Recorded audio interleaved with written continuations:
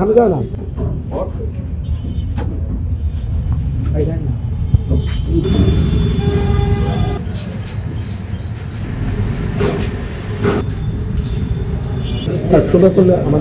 ঝিনাইদহ জেলার চাঞ্চল্যকর একটি হত্যা মামলা, যে হত্যা মামলায় একজন পুলিশের কর্মকর্তা তিনি খুন হয়েছেন নৃশংসভাবে।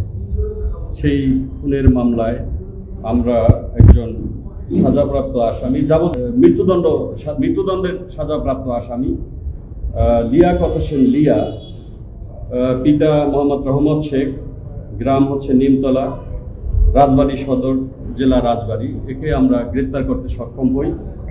আমরা আমাদের র্যাব 10-এর কোম্পানি 3-র আপনার আমাদের একটা টিম এবং আমরা র্যাব 4-এর সহযোগিতায় এবং তথ্য প্রযুক্তির মাধ্যমে আমরা এই আসামিকে আপনার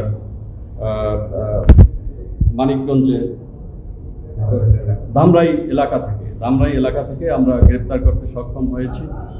আপনার ঘটনাটা যদি একটু সংক্ষেপে আপনাদেরকে নায়াসিনামাইড ও স্যালিসাইলিক সমৃদ্ধ লিলি ফেস ওয়াশ যা ফেসের ডেড স্কিন সেল দূর করে দেয় দ্বিগুণ ফাস্টার ব্রাইটেনিং। ঝিনাইদহ জেলায়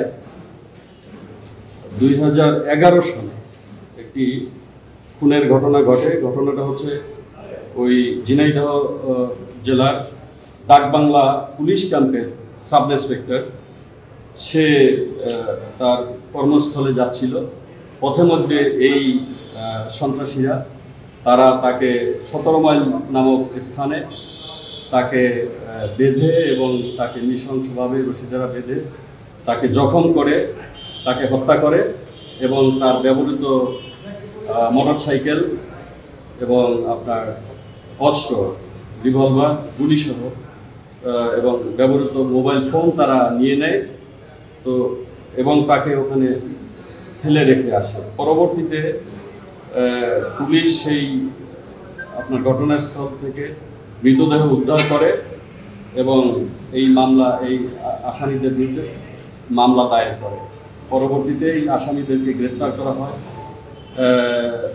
কয়েকজনকে এবং তাদের স্বীকারোক্তি মোতাবেক অস্ত্র উদ্ধার করে এবং তারা বিজ্ঞ আদালতের কাছে তারা এই খুনের বিষয়ে বিস্তারিত তারা স্বীকারোক্তি করে।